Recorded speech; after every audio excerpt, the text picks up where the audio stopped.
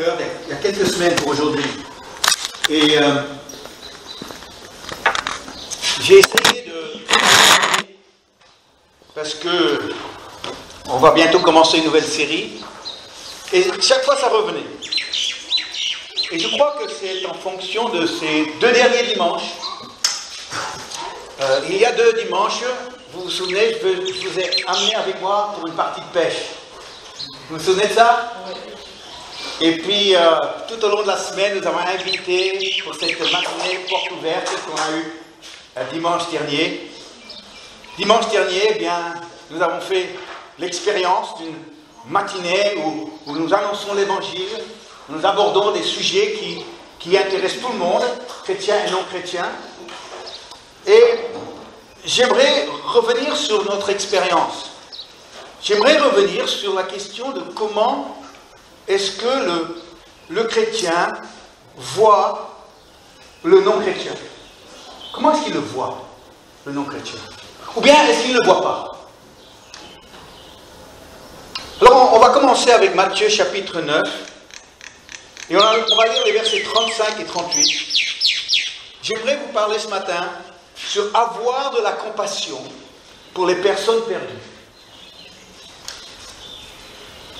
Matthieu 9, 35 à 38. Jésus parcourait toutes les villes et tous les villages pour y donner son enseignement dans leur synagogue. Il proclamait la bonne nouvelle du royaume de Dieu et guérissait toute maladie et toute infirmité. En voyant les foules, il fut pris de pitié ou de compassion.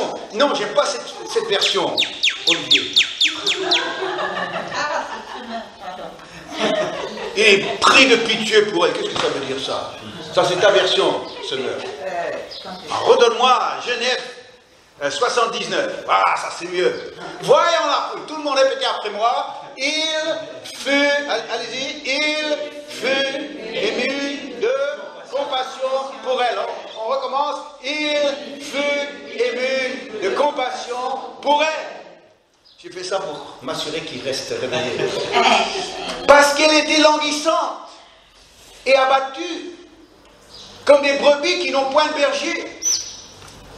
Alors il dit à ses disciples, la moisson est grande, mais il y a peu d'ouvriers. Priez donc le maître de la moisson d'envoyer des ouvriers dans sa moisson. La foule a vraiment figuré beaucoup dans le ministère public de Jésus.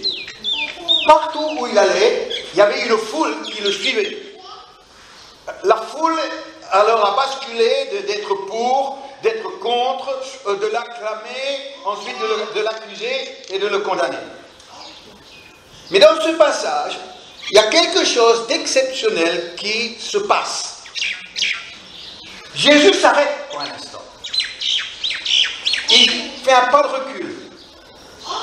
Et il regarde la foule. Et en regardant la foule, il ressent quelque chose. Et ce qu'il ressent, c'est quelque chose de fort en lui. Ça s'appelle la compassion. La compassion, c'est une expérience, c'est pas une sensation, c'est même pas juste du sentiment, c'est quelque chose qui nous prend à la gorge. La compassion, c'est quelque chose qui ne nous laisse pas indifférents. La compassion, c'est que, eh bien, c'est une expérience forte qui va nous pousser à faire quelque chose de fort. Est-ce que vous me suivez? Quand on ressent quelque chose de fort, ça nous pousse à faire quelque chose de fort. Mais comment recevoir la compassion? Si je vous disais, combien ici voudraient plus de compassion? Je crois que toutes les mains se lèveraient, n'est-ce pas? On n'en a jamais trop. Et si je disais, eh bien, je vous invite à venir sur le devant, je vais prier pour vous, que le Seigneur vous donne plus de compassion. Eh bien, vous repartirez sans plus de compassion. Parce que la compassion ne vient pas en fermant les yeux vers Dieu. La compassion vient en ouvrant les yeux et voyant les gens. Et parfois, on veut être tellement spirituel que les gens, on ne les voit plus et on ne veut plus tellement les voir. Parce que finalement, on demande à Dieu de nous donner la compassion. Mais Dieu dit, tu veux la compassion? Eh bien, regarde les gens. Et ressens les choses en les regardant. Parce que la compassion vient de ce qu'on voit. De ce qu'on voit. Quand est-ce que vous avez ressenti quelque chose de fort qui vous a poussé à faire quelque chose de fort? Essayez de vous rappeler. Quelle était la dernière fois que vous avez été tellement interpellé, tellement impacté par quelque chose que vous avez vu, que vous ne pouviez pas ne rien faire? Pendant mes années universitaires en Australie, en période de vacances, j'ai cherché des petits boulots, comme font les étudiants. Et un que j'ai trouvé, c'était être responsable d'un foyer pour SDF. Je ne sais pas si c'était parce que personne d'autre voulait le faire, mais tout d'un coup, j'ai été nommé responsable de ce foyer pour SDF. Et tout un dimanche matin, eh bien, j'entends frapper à la porte d'entrée du foyer. Alors je suis allé voir qui c'était, j'ouvre la porte, et c'est un policier. Et il m'a dit, je suis désolé de vous déranger, mais je me demande si vous ne pouvez pas m'aider. J'ai trouvé un SDF, j'ai trouvé un sans-abri, endormi sur les marches d'un immeuble à côté, et il faudrait quand même qu'on fasse quelque chose. Alors je dis bien sûr. Alors je dis on ira ensemble, vous me montrez. Donc on est allé là, et puis effectivement l'homme était là, mais tellement faible qu'il pouvait à peine marcher. Donc on l'a aidé à se lever, puis on l'a amené jusqu'au foyer, et puis il y avait une salle de bain en haut. Alors péniblement on l'a monté à la salle de bain, et ensemble on l'a déshabillé et on l'a mis dans la baignoire. Et après, il y a eu quelque chose d'étonnant qui s'est passé.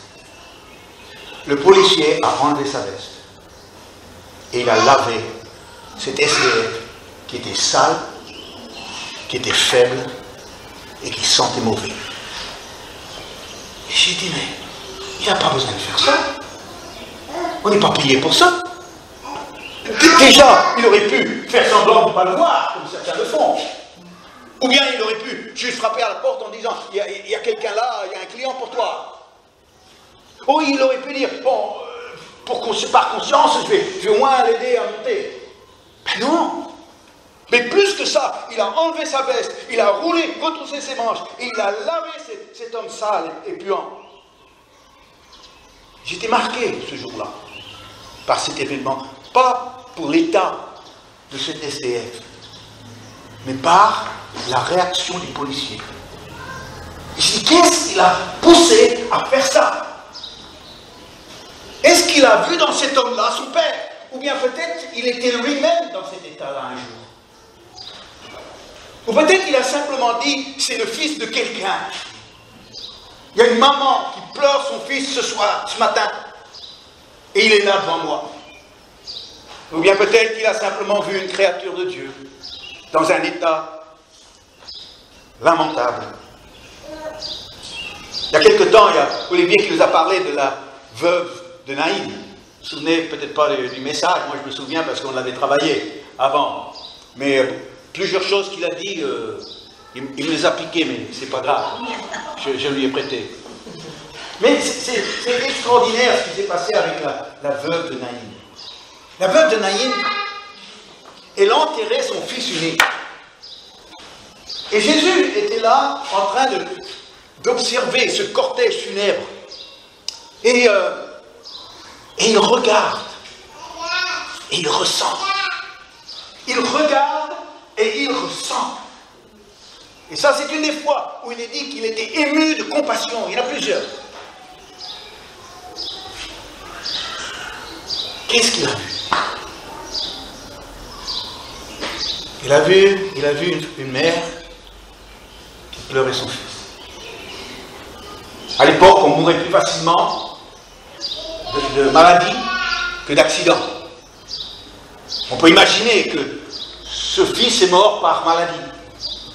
Une maladie qui ne l'a pas frappé en 24 heures, qui s'était étendue. J'utilise mon imagination, mais c'est cohérent quand même. Je peux imaginer cette mère qui soigne chaque jour son fils malade. Et en le soignant, elle crie à Dieu, Dieu ne le prend pas.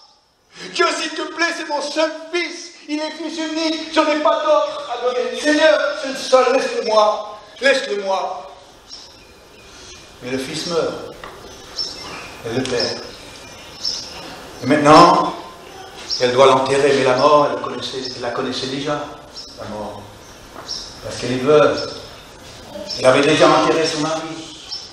La mort la poursuivait. Et maintenant, qu'est-ce qu'elle allait devenir? Et Jésus voyait tout ça. Il voyait cette femme désespérée, le cœur brisé, de devoir vieillir seule. Une femme veuve, seule, avec personne pour subvenir à ses besoins. C'était un des cas les plus pitoyables de la société de l'époque. Il a vu ses larmes et il les a comprises.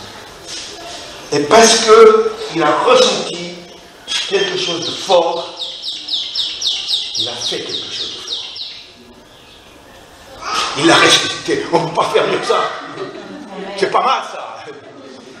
Il n'a pas réconforté en disant oui, je comprends. Il est tellement bouleversé par ce qu'il voyait chez cette femme, comprenant ce qu'il voyait, eh bien, il dit fils de Dieu, je suis le fils de Dieu, j'arrive, c'est la puissance sur la mort, on va régler ça aujourd'hui. Et il l'a réglé. Mais j'aimerais vous dire quelque chose. Ça va vous étonner. La compassion ne vient pas de Dieu.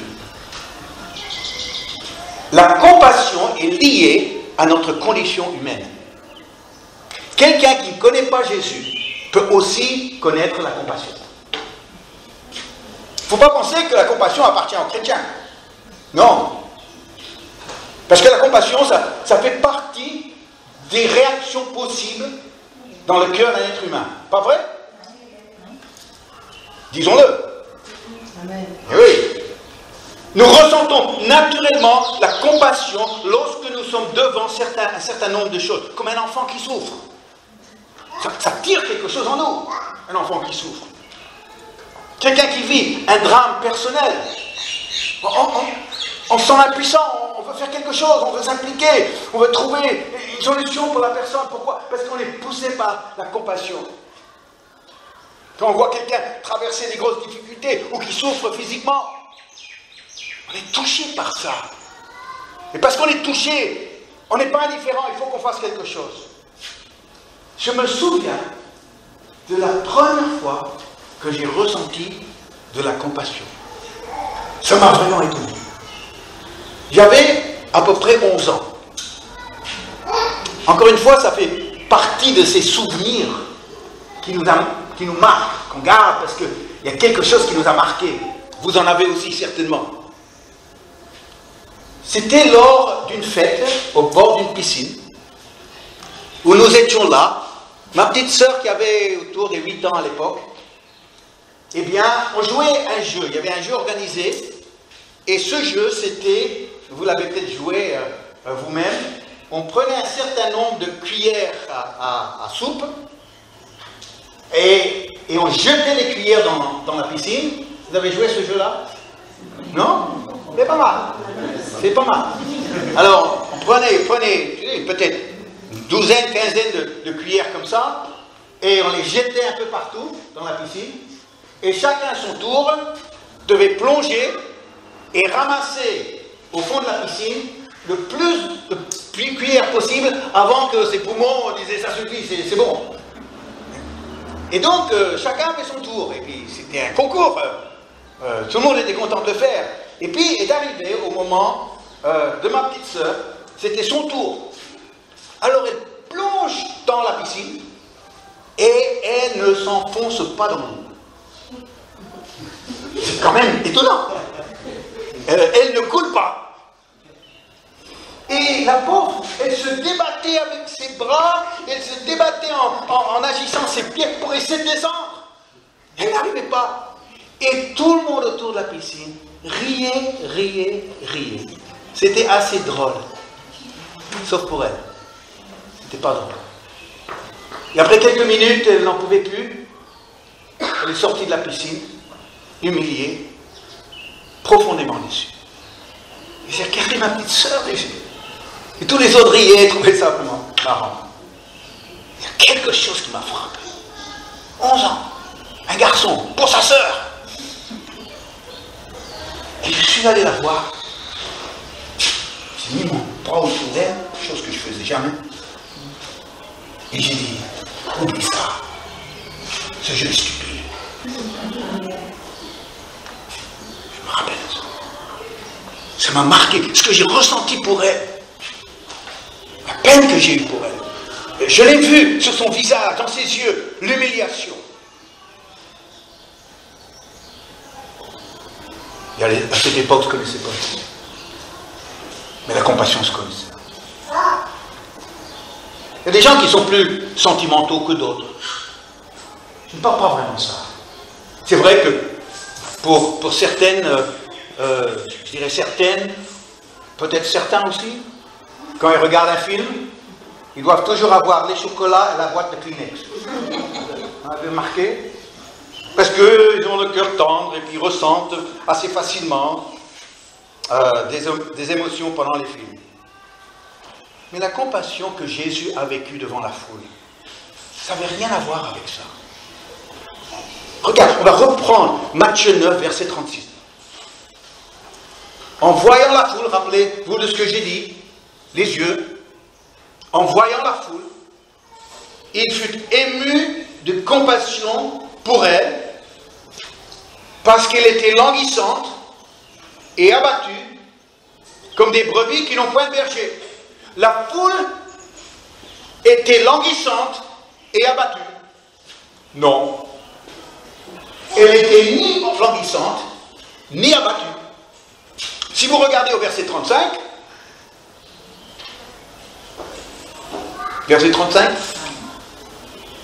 et guérissant toute maladie et toute infirmité. C'était une foule qui venait de vivre les miracles de Jésus. Et quand on voit au verset 33, on découvre que la foule, elle est émerveillée. Ils sont en plein dans les miracles de Jésus, ils ont été guéris, ils sont émerveillés, et Jésus les voit comme languissantes et abattues. Mais alors là, ils voient des choses différentes que nous.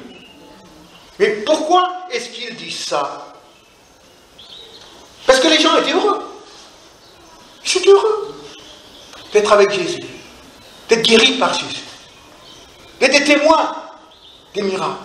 C'était une foule en bonne santé et joyeuse. Et Jésus les voit comme languissants et abattus. Et il a eu de la compassion à ce moment-là. Et ça, c'est la compassion qui vient de Dieu, qui est seulement possible dans le cœur d'un chrétien. Je vais vous expliquer pourquoi. Il dit que il fut ému de compassion pour elle, parce que, il y a toujours un parce que pour la compassion de Dieu.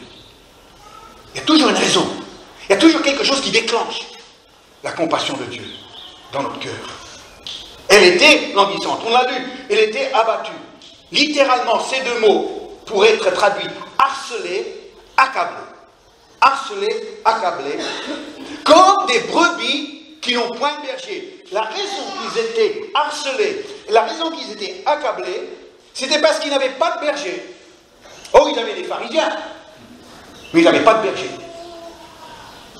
Et parce qu'ils n'avaient pas de berger, ils n'avaient que des pharisiens qui les accablaient de lois et de rites et d'obligations, qui leur mettaient des poids lourds sur les épaules.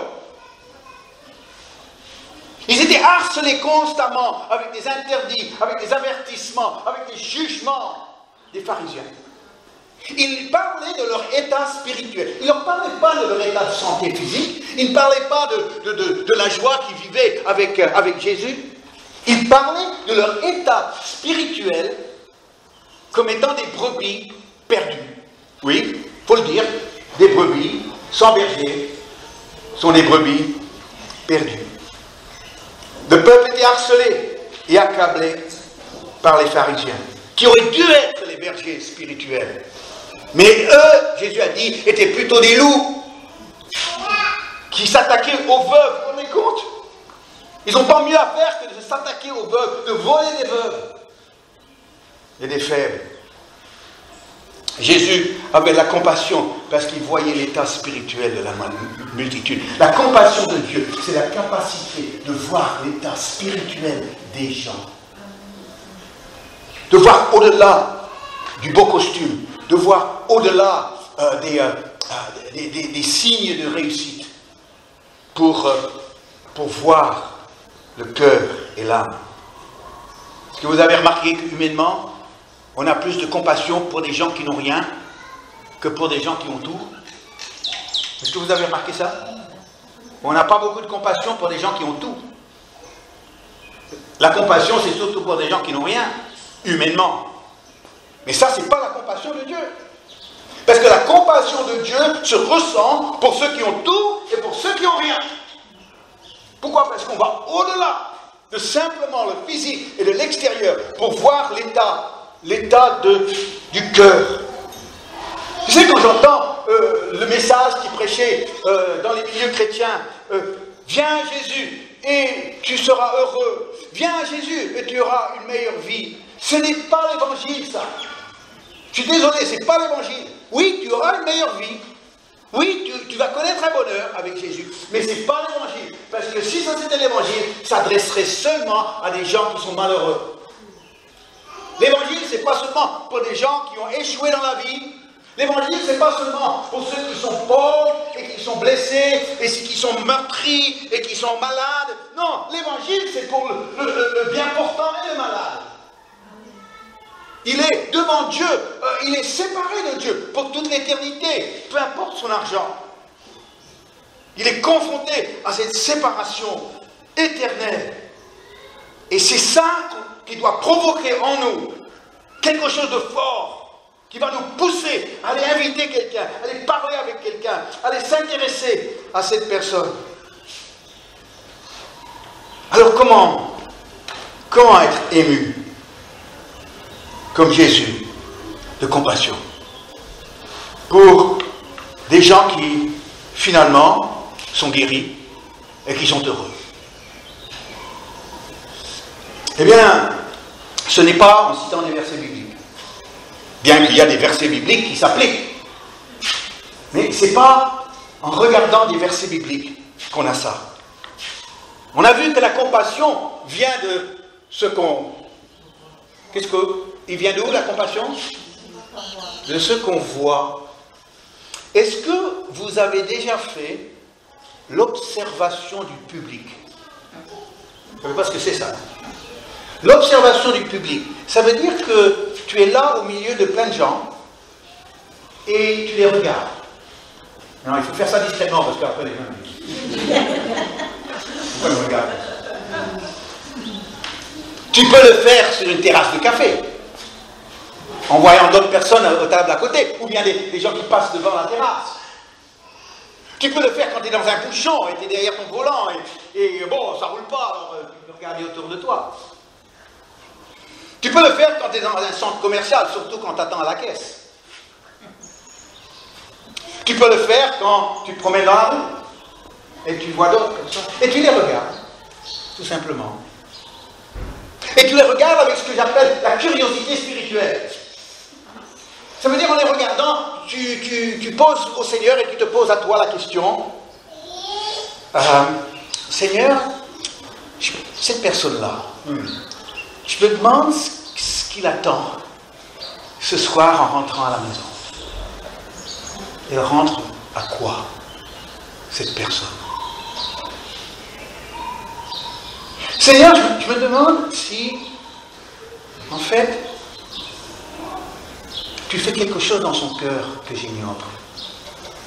Parce que quand je les vois comme ça, je ne sais pas qui sont ceux que le Seigneur travaille dans le cœur. Je ne sais pas. Et c'est moi que je vois, cette personne-là. Je me demande ce qui se passe dans son cœur actuellement. Seigneur,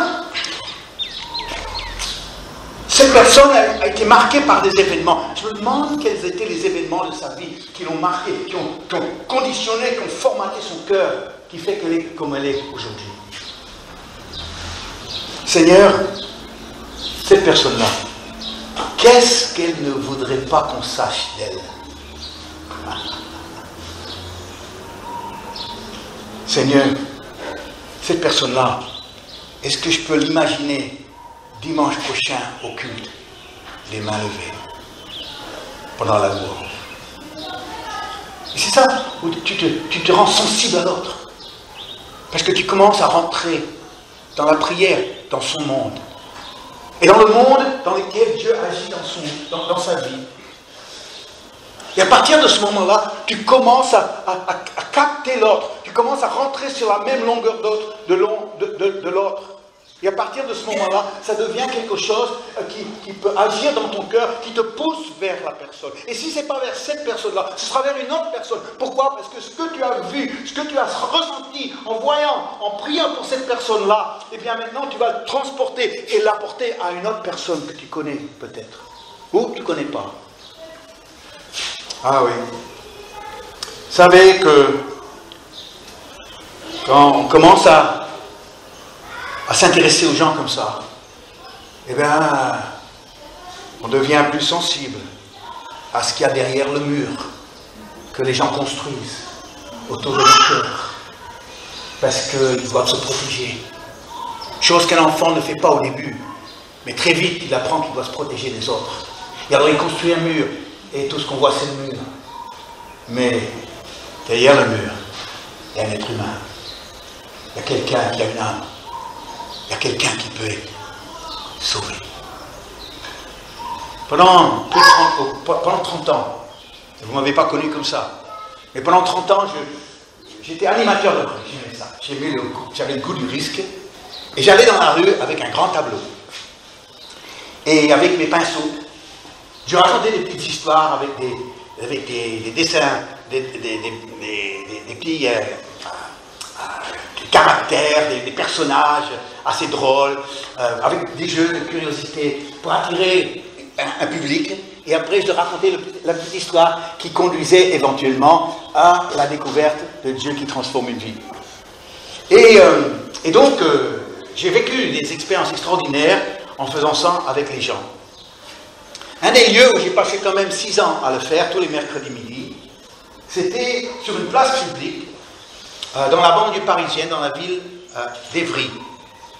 Et j'allais là, j'avais mon poteau à moi, et je me collais contre le poteau, et puis il y avait vraiment beaucoup de passages devant le tableau, et les gens s'arrêtaient.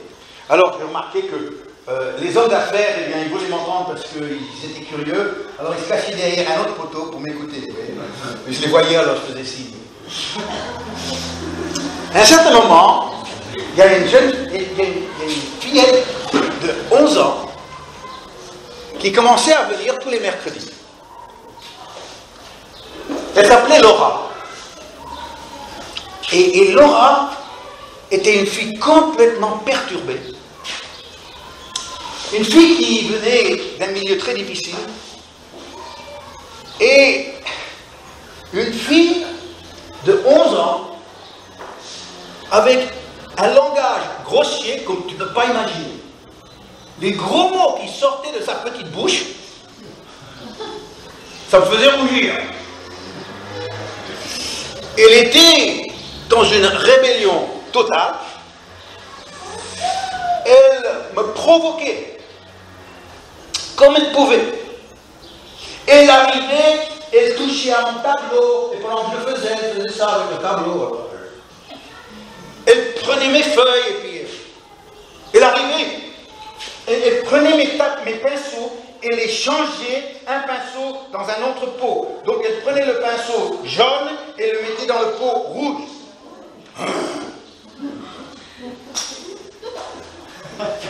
Et je savais très bien que si je la reprenais, elle le ferait encore plus.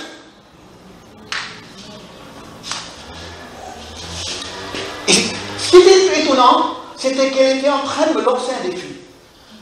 Elle était en train de dire, eh bien, vas-y, rejette-moi comme tous les autres. Elle me narguait. Et moi, comme tout le monde me hait. Et vous savez, cette fillette, Dieu m'a donné de la compassion pour elle. Incroyable. Au point où j'arrivais le mercredi et je cherchais Laura. Je ne la fuyais pas, Je prie pas, Seigneur, qu'elle ne vienne pas aujourd'hui, qu'elle me fiche la paix. Mais pas du tout. Laura, quand elle venait, je dis, alors Laura, ça va, la semaine s'est bien passée, tu as des frères et sœurs? Oui. Alors ils s'appellent comment les frères et sœurs? Essaie de les faire parler.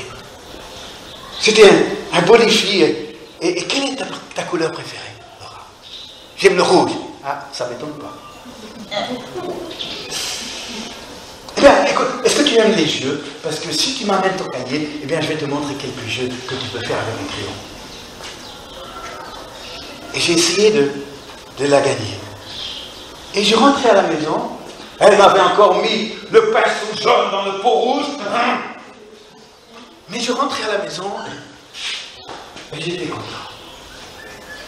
Plutôt que d'être remonté, frustré, énervé, j'étais heureux d'avoir vu Laura ce jour-là. Et progressivement, j'ai gagné son amitié. Je l'ai perdu de vue. Et 3 ans sont passés. Quand un jour je repassais par ce même centre commercial, tout près de là où je faisais le tableau, et qui je vois?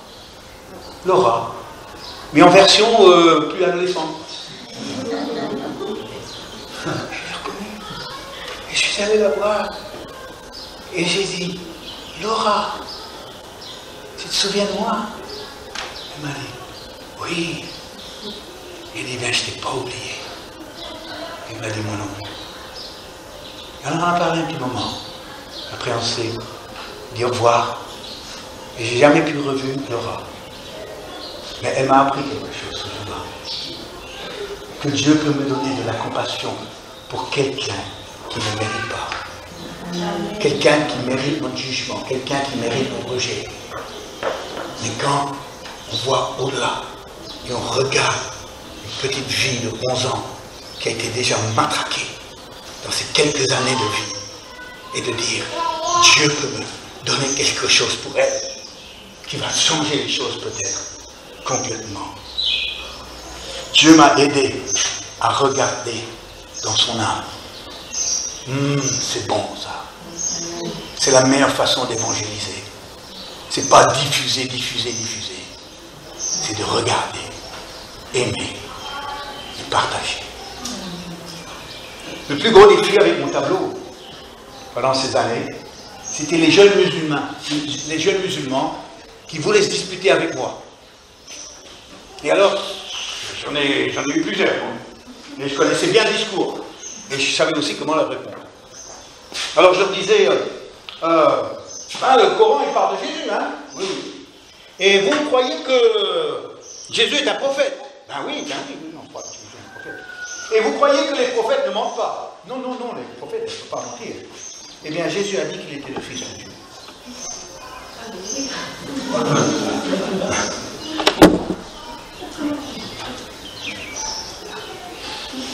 Un jour, j'étais là avec mon tableau et puis je vois un musulman arriver. Bon, je me prépare. Et j'essaie de trouver la faille. Parce qu'il y a toujours une faille. Voilà. Chercher la faille. Et voilà que ce gars, il m'a étonné. Il m'a dit, est-ce que tu peux faire l'histoire de Jojo? J'ai dit, tu connais l'histoire de Jojo? Oui. Je l'ai entendu l'autre semaine. Et j'ai tout raconté à ma femme. L'histoire de Jojo que j'avais fait, je mettais la tête d'un jeune et je lui donnais différentes têtes en fonction de ce qui lui est arrivé. J'ai parlé de sa première tête qui était une tête fermée. Non, la première tête c'était une tête d'un enfant qui pleurait. Je dis, pourquoi est-ce qu'il pleure, Jojo? Eh bien, parce qu'il a un père qui est violent et qui le tape pour aucune raison. Il ne fait pas de bêtises et pourtant le père le tape. Et il ne comprend pas pourquoi. Et après, une deuxième tête, et son visage est fermé. C'est Jojo, maintenant l'adolescent, qui est durci, qui maintenant veut être un dur. Et après, une troisième tête, une tête d'un garçon qui a un regard lointain, qui est perdu. Perdu. Et enfin, la tête d'un garçon souriant. Mais qu'est-ce qui s'est passé qu'il soit souriant comme ça? Eh bien, parce que, entre-temps, il y a quelque chose qui lui est arrivé. Il a découvert l'amour qui est plus fort que la blessure. Il a découvert l'amour qui est plus fort que le rejet qu'il a vécu de son père et qui a guéri son cœur blessé. Et regarde maintenant, la dernière tête que je lui donnais, c'était une tête d'un enfant qui chante. Il dit maintenant, pourquoi il chante? Eh bien parce qu'il a la joie. Son cœur est guéri. C'était mon histoire de Jojo. Et puis ce gars-là, il dit, est-ce que tu peux raconter l'histoire de Jojo? J'ai dit, c'est toi Jojo? Il m'a dit, oui, c'est moi.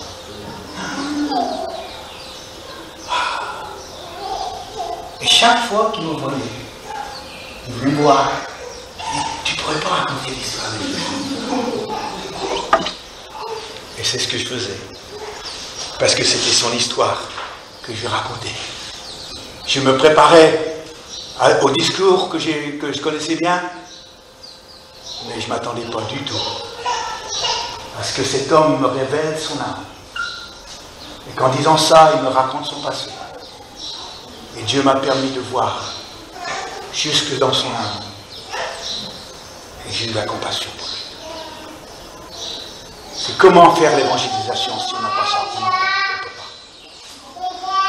Et quand tu commences à vivre ça, tu es poussé par quelque chose de très fort. Cette compassion ne se limite pas juste à des enfants souffrants. Cette compassion ne se limite pas à des personnes que tu connais dans ton entourage, de ta famille, de tes amis proches. Cette compassion ne se limite pas à ça. C'est une compassion que tu peux recevoir pour chaque personne, peu importe qui il est, ce qu'il a fait. Pourquoi? Parce que c'est une compassion qui vient de Dieu. C'est le cœur de Dieu pour lui. Et Dieu te permet de le ressentir. Amen. Ah, c'est magnifique. Dieu te permet de le ressentir. Et quand tu ressens ça, c'est tellement fort que tu ne peux pas juste rester en tant que chrétien. Tu dois aller.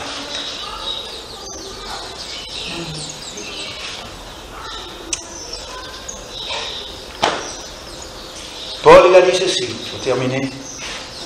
Il a dit, si je parle, alors c'est le langage des hommes, des anges. Si je parle, mais je n'ai pas d'amour, je suis devenu un airain qui résonne, une cymbale qui retentit. Alors, est-ce que tu veux plus de compassion? Je ne vais pas vous faire un appel.